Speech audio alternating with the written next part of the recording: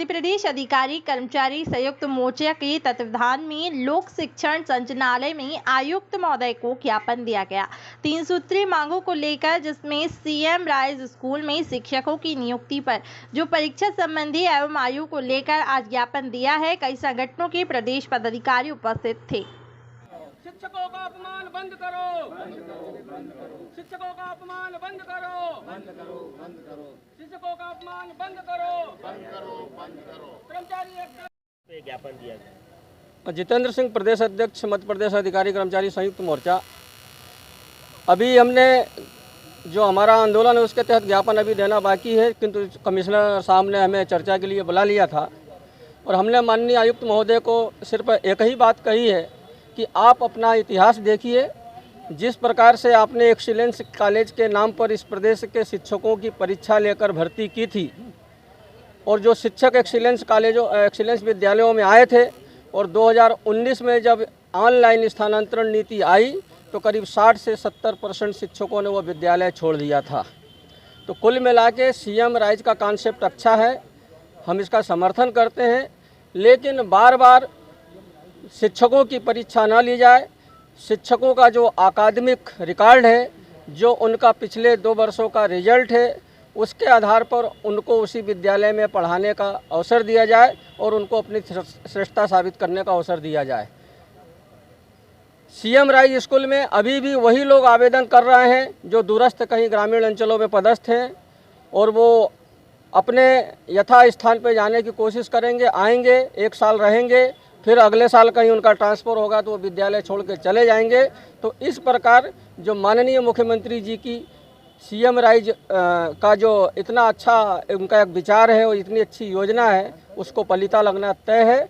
इसलिए जो शिक्षक जहाँ पे है उन्हीं पे सरकार विश्वास करे और उन्हीं से उन विद्यालयों में अध्यापन कार्य कराए। मध्य प्रदेश अधिकारी कर्मचारी संयुक्त मोर्चा के प्रधान में आज यहाँ ज्ञापन दिया गया।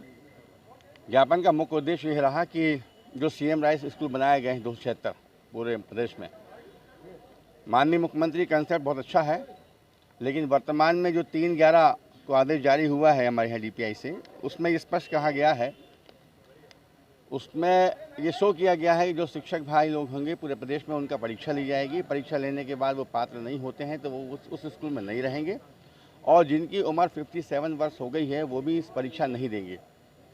हमने माननीय कमिश्नर से मुलाकात करी, उनसे विनती करी है कि जो शिक्षक यहाँ पर है उसको वहीं रहने दी जाए। परीक्षा का जो कंसेप्ट है उस पर पुनः विचार किया जाए, क्योंकि जो शिक्षक कई वर्षों से जिस स्कूल में पढ़ा रहा है उसको पढ़ाने का मौका दिया जाए और शिक्षा और स्वास्थ्य में जहाँ जहाँ उम्र बढ़ती है तो व्यक्ति ज्ञान बढ़ता है। तो पुनः हम अनुरोध करते हैं और विनती करते हैं उस बात को मानेंगे और जो 28 तारीख की परीक्षा है उस पर विचार किया जाएगा और हम लोग साथ में हैं, विभाग हमारा है, लेकिन कुछ ऐसे आदेश निकल रहे हैं जो वास्तव में पहले भी अभी भी हमारे शिक्षक लोग हैं उनको मानसिक प्रताड़ना की जा रही है। और इस जो आदेश जारी किया गया उसमें स्पष्ट नहीं है जो सीएम राइज स्कूल हुए हैं उसके बगल के जो आसपास के स्कूल हैं उनको मर्ज किया जाएगा, उनके टीचर्स कहाँ जाएंगे, उनका क्या होगा, इसमें कोई स्पष्ट नहीं हुआ। और हमें तो इस बात को ये बात समझ में आती है कि पढ़ाई जब एग्ज़ाम होने के बाद व्यक्ति आगे बढ़ता है, बार बार शिक्षकों की परीक्षा लेके ये क्या प्रूफ करना चाहते हैं, ये विवेक से बाहर है। हम चाहते हैं परीक्षा का माध्यम होना चाहिए तो जितने भी यहाँ चाहे डायरेक्टर हों चाहे ज्वाइंट डायरेक्टर हों सब लोगों की एग्जामिनेशन होना चाहिए। और ये बहुत बड़ी बात है कि एक शिक्षकों को बार बार अपमानित करना है।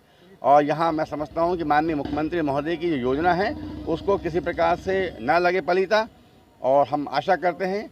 और चूँकि हमारे प्रदेश में आज पूरे प्रदेश में 52 जिले और 10 संभाग में ज्ञापन दिया गया इस संदर्भ में कि सीएम राइज जो कंसेप्ट ठीक है, लेकिन जो परीक्षा जो है वो लेना इस प्रकार की वह उचित बिल्कुल नहीं है।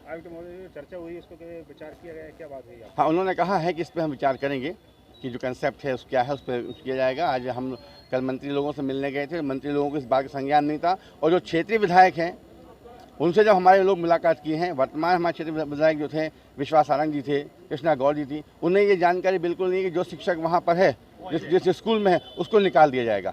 वो जानकारी बिल्कुल उनको नहीं है। अब उनको संज्ञान मिली है तो माननीय मुख्यमंत्री महोदय से, गृह मंत्री से, सब लोगों से विचार किया जाएगा कि ये मामला उचित नहीं है। और हम फिर भी कह रहे हैं कि जो सीएम राइज कंसेप्ट अच्छा है, बट ये कोई मैटर नहीं होता कि आप परीक्षाएं लें और ये करें, ये it is not a matter. हमारा स्पष्ट कहना है अनुकंपा नियुक्ति। देखिए एक व्यक्ति अगर जाता है किसी परिवार का सदस्य, तो उसके घर की स्थिति हम और आप सभी लोग समझ सकते हैं क्या होती है। और अगर उस घर में कमाने वाला वही व्यक्ति है, तो मेरा तो मानना है, शिक्षक संवर्ग का मानना है कि जैसे ही व्यक्ति की डेथ होती है तत्काल उसके आश्रित को बुला करके सुबह शाम 5 बजे तक उसकी अनुकंपा नियुक्ति हो जाना चाहिए और उसी पद पे होना चाहिए। यहाँ भी ये भी मांग है हमारी। महिलाओं के सामने आई आज आयुक्त महोदय को ज्ञापन दिया है। आज आयुक्त महोदय को हमने इससे संबंध में ज्ञापन प्रदाय किया है और उन्होंने सौहार्दपूर्ण वातावरण में हमसे चर्चा की है और उन्होंने कहा है कि जरूर हम जो है इस चीज़ को शासन तक पहुंचाएंगे और आपकी मांगों का विशेष ध्यान रखेंगे और यह जो जैसी आपकी मांग है वैसा हम कराएंगे।